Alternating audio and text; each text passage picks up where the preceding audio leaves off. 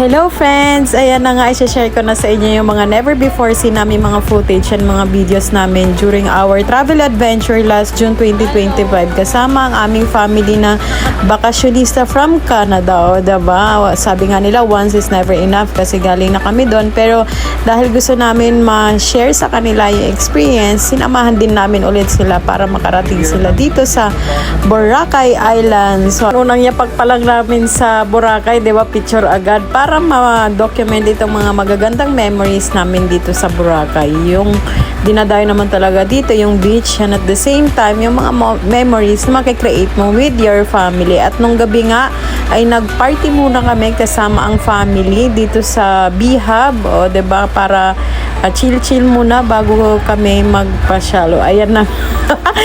Mayroon dyan mga nagpa-cute, o diba, kasi alam na, nainom na yan. Pero light lang naman kasi kami minsan lang mag-happenings. At ito na nga yung kinabukasang event namin, ang party at experience. Ganito pala siya karami kapag weekend, no? So, check nyo na lang din muna yung schedule bago kayo pumunta para hindi naman sayang ibabayad mo kasi pwede siyang hindi matuloy due to weather forecast. And hanggang 6 p.m. lang din siya for safety purposes. Ito nga yung pinaka-highlights ng aming bakasyon kasi, di ba, mahilig kami pumarty, mag-dance-dance, ganyan, mag-food trip. So, ito na nga. Ayan na, at kasama namin ang iba't ibang mga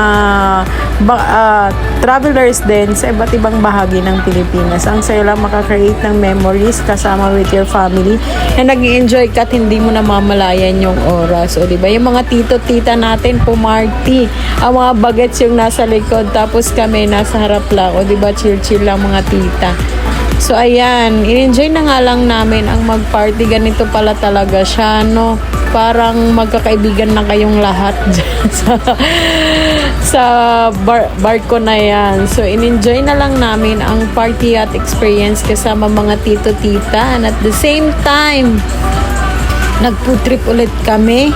And in-enjoy yung moment dyan. Actually, may mga free naman na foods for snacks lang. Pwede pala siya maligo and mag-swimming during that boat party and swimming party. Ayan. So, ang highlights dyan, lahat ng mga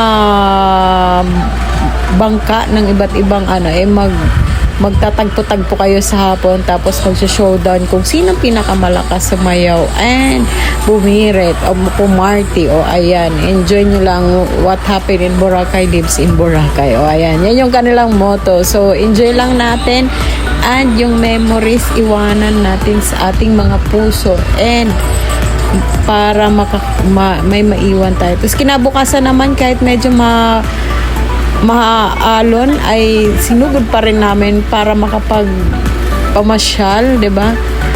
Rain or shine tayo para lang ma-enjoy yung Boracay.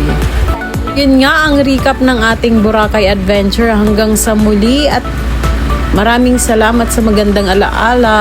Sa susunod ulit. Thank you sa panonood. Bye-bye. Pasyal na rin kayo.